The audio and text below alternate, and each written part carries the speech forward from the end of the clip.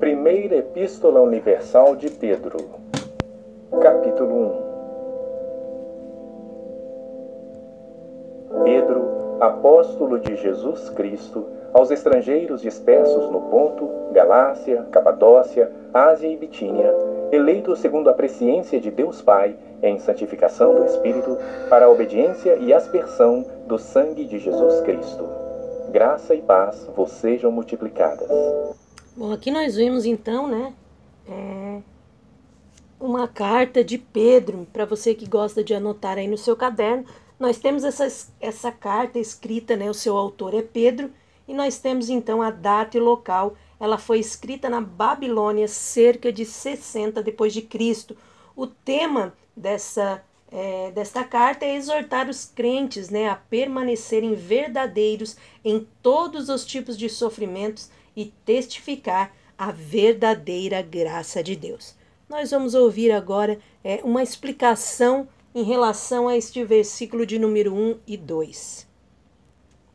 E ao usar a palavra eleitos aqui duas vezes, a gente pode dividir o texto em duas partes. Na primeira parte, ele se refere aos eleitos enquanto ao seu estado. E na segunda parte, ele se refere aos eleitos enquanto à sua condição de eleitos. Na primeira parte, observemos como ele se dirige a estes eleitos. Em primeiro lugar, a palavra eleito, eu sei que aqui tem muito calvinista, né? Então o calvinista, quando vê eleito, a palavra eleito, eleição na Bíblia, ele vira um pentecostal na hora. Ele já, o coração fica quente, né? Ele já fica incendiado, ele fala, falou de eleição, falou de Calvino. Não, ele não está falando de Calvino. Pedro não está falando de Calvino.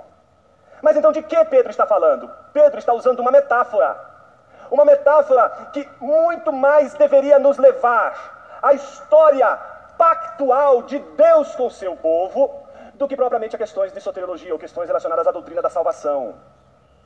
A linguagem que Pedro está usando é a linguagem que deveria, em primeiro lugar, ser entendida dentro do seu contexto metafórico. E aqui eu preciso fazer algumas observações muito claras. Se a linguagem que ele vai usar é uma linguagem metafórica, é preciso que a gente reconheça o significado dessa palavra para que a metáfora faça sentido. Se ela é uma piada contada por judeus, se eu não sei a história dos judeus, como é que eu vou entender a piada? Eu tenho que entender, então, aquela metáfora dentro do seu contexto. Mas e se Pedro não está escrevendo proeminentemente para judeus que se converteram ao cristianismo, mas a gentios que se converteram ao cristianismo? Há quem diga, por exemplo, que Pedro está escrevendo majoritariamente para judeus que se converteram ao cristianismo, porque se entende que somente judeus poderiam entender o que Pedro estava dizendo. Que os gentios não entenderiam absolutamente nada do que Pedro está dizendo, porque Pedro está usando categorias que fazem parte de todo um idioma, de toda uma linguagem do povo judeu. E que, portanto, tem a ver com aquela raça, tem a ver com aquela pátria, tem a ver com aquele povo, tem a ver com aquelas pessoas, mas não tem a ver comigo, um gentio. Comigo que vivo aqui na Ásia Menor, que vivo entre gregos, que vivo entre pagãos. É disso que muitas vezes a gente não se atina quando vai olhar para o texto, e aí no primeiro momento julga o seguinte: não, é verdade, para poder fazer esse texto fazer sentido, eu só poderia estar escrevendo para judeus que se converteram ao cristianismo, mas não.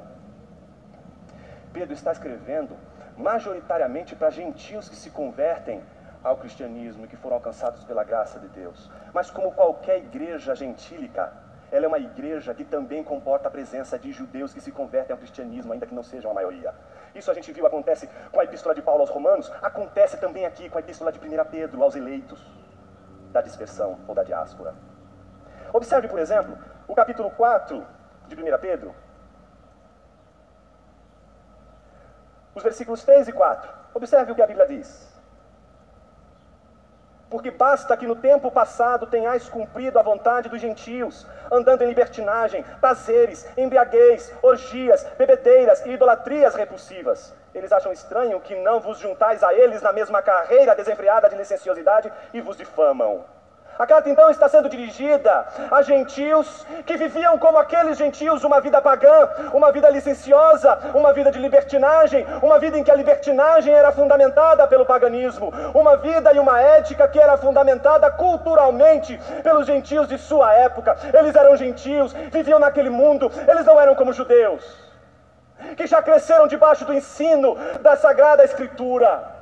Eles não cresceram entendendo a Torá. Eles não cresceram ouvindo as histórias de Abraão, de como Deus tira ele da sua pátria, tira ele da sua terra, tira ele do seu povo e faz ele peregrinar, como se não tivesse terra alguma, como nada neste mundo lhe pertencesse. Não, eles não conhecem a história de Abraão, eles não conhecem a história de Isaac e de Jacó, eles não foram forjados com essa história. Eles foram forjados com os estoicos, eles foram forjados com os epicuristas, eles foram forjados com aqueles que fazem parte do pensamento romano, principalmente porque a Ásia Menor era dominada pelo Império Romano. A filosofia das escolas religiosas que eram filosóficas influenciavam eles. Eles eram influenciados pelas religiões de mistério. Eles eram influenciados por todo o sincretismo que havia entre a religiosidade latina e a religiosidade grega. Eles estão mergulhados numa outra cultura. Eles estão mergulhados numa outra história. Eles estão mergulhados num outro mundo. O mundo deles não é o mundo da Bíblia. Mas eles encontraram o Evangelho. O Evangelho os encontrou e tudo mudou. Aquele mundo, que é o mundo que eles cresceram, não lhes pertence mais. Mas para eles terem esse sentimento, eles precisaram escutar as histórias, eles precisaram ouvir o Evangelho. E o Evangelho não é uma especulação. O Evangelho é, antes de tudo, uma história que a gente conta, a história da redenção, a história de como Deus salva o ser humano. E essa história da redenção é uma história baseada na eleição. Deus escolhe um povo para manifestar para todas as nações a sua glória. Este povo falha no seu pacto com Deus. Então Deus, que escolheu o seu Filho desde a eternidade, envia o seu único Filho, o eleito de Deus, para agora salvar todos aqueles que creem no seu nome. E todos aqueles que creem no seu nome são estes eleitos, este novo povo de Deus. Novo povo de Deus, porque não é um povo feito com base na questão genética, não é um povo feito simplesmente pela dinastia, mas é o povo que nasce do Evangelho, que é produto da cidade celestial, que é produto da cidade de Deus, que é feito pelas mãos de Deus e refeito e renascido pelas mãos de Deus e pela obra do Espírito.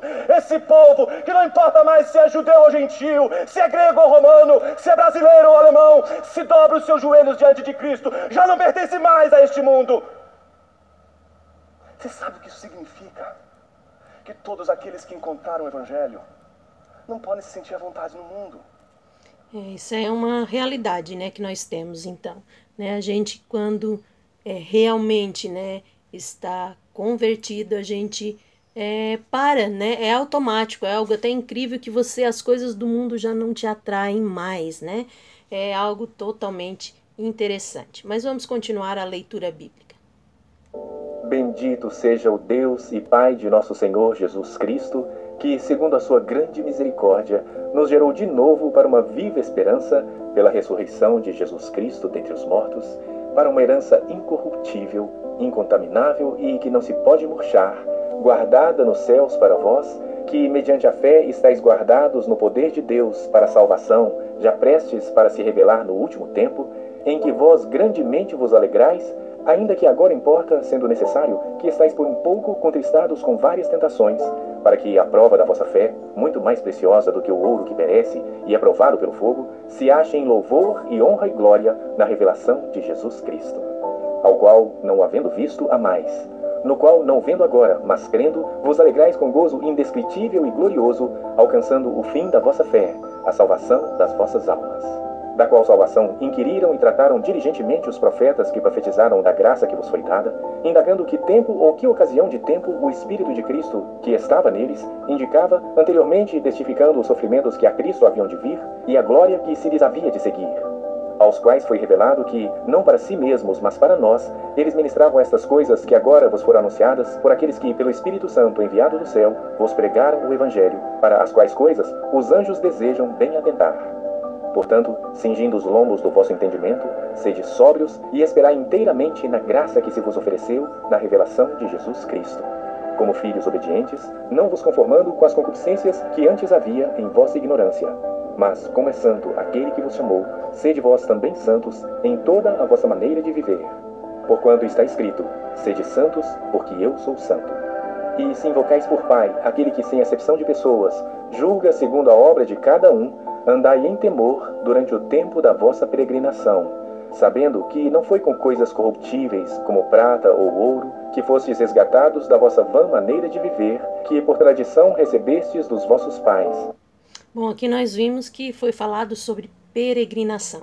E eu quero colocar aqui para você um comentário, né, sobre essa peregrinação. Pedro está dizendo, ele é seu pai, mas ele é juiz. Ele não é só seu pai, mas ele é o seu juiz. Então alguém poderia dizer assim, bom, se ele é meu pai e ao mesmo tempo meu juiz, ele vai contemporizar meus pecados. Ele vai contemporizar os meus erros. Ele vai contemporizar minhas falhas. Afinal de contas, Jesus levou na cruz toda a maldição e por isso Deus não vai mais me condenar. Paz, nós temos com Deus, então acabou. Não tem mais o que me preocupar. Romanos capítulo 5, versículo 1 diz que a guerra acabou. Deus não vai mais ficar irado comigo e não vai mais brigar comigo. Pedro está dizendo, filho, ele é teu pai, mas ele é juiz. E eu tenho uma segunda notícia para te dar. Ele não é só o teu juiz. Porque quando você diz, é o teu juiz, você pode se sentir mais confortável e dizer, eu sou filho, chegar na hora, papai vai passar o pano, não é? Passar o apuro, a situação está ruim, papai resolve. A situação está, papai passa a mão, resolve. Pedro está dizendo, não filho, presta atenção. Ele é teu pai, ele é teu juiz, mas ele qualifica esse juiz. Veja o que ele diz. Que julga segundo as obras de cada um, sem discriminação de pessoas. Ou seja, ele não vai fazer assim, peraí, esse é o grupo dos desgraçados, não quero nem ver a cara, pode botar tudo no caldeirão do inferno e ponto. Primeira coisa importante, ele é juiz e julga um a um. Não adianta, você, casado, nosso pecado é assim, se um peca, os dois pecam, calma aí. Vai devagar com isso aí. Tá certo? Deus vai julgar ela, vai julgar ele, vai julgar Adão e vai julgar Eva. E vai dizer, Eva, a partir de hoje, blá, blá, blá, blá, blá, blá, blá. Adão, a partir de hoje, blá, blá, blá, blá, blá, blá, blá. Deus vai julgar cada um. Primeira coisa importante. Segunda coisa importante, e vai julgar cada um sem discriminação de pessoas. Pronto, aí o eleito fica endemoniado. Porque eu sou eleito, eu sou predestinado, Calvino diz isso. Eu não sei nem mais dizer que a Bíblia diz, né? Ele agora tem que usar um terceiro. Eu sou predestinado, eu sou eleito, e é verdade. Então Deus não pode me tratar assim. Deus não pode me tratar como ele trataria um ímpio. Por que não? Por que não? Me ofereça um argumento do porquê Deus deveria, sendo um juiz reto e justo, deveria agir com 2 pesos e 2 medidas. Então o que Pedro está dizendo? Ele é teu pai, mas ao mesmo tempo ele é juiz, e ele vai julgar cada um. Ele não vai julgar uma comunidade, ele não vai julgar uma raça. Não existe racismo entre Deus. Ele não vai julgar um grupo, ele não vai botar todo mundo numa caldeira, numa panela e fritar ou cozinhar todo mundo ali, ou seja, mandar para o inferno. O grupo, o coletivo, todos nós estamos sob o escrutínio do juízo divino o tempo todo. A primeira coisa que a gente poderia pensar agora é o seguinte, então quer dizer, Jonas, que eu posso ser condenado por Deus? A boa notícia é que ele é seu pai. A outra boa notícia é de que o texto não está falando do juízo final, então fica tranquilo. Ou não? Porque o fato de ele ter nos dado a graça de conhecer seu Filho e podermos crer nele para a vida eterna, nos traz a promessa da cidade celestial, nos traz a promessa da vida eterna, mas também nos traz as leis dessa cidade celestial, que é para ser vivida na cidade da terra. Ele não está dizendo, viva a cidade dos homens, com as regras dos homens. Ele está dizendo o tempo todo para o seu povo, vocês são peregrinos, vivam na cidade dos homens, debaixo das leis de Deus. Então é isso, né? Nós temos que, infelizmente, né, o nosso lugar a gente sabe que não é aqui, um lugar que nos espera, a nossa morada no céu, mas enquanto vivermos aqui, né, nós temos que ser diferentes, né? Mostrar que realmente temos aí o caráter de Cristo, né? Mas vamos prosseguir a nossa leitura bíblica. Mas com o precioso sangue de Cristo, como de um cordeiro imaculado e incontaminado, o qual, na verdade, em outro tempo foi conhecido, ainda antes da fundação do mundo, mas manifestado nesses últimos tempos por amor de vós.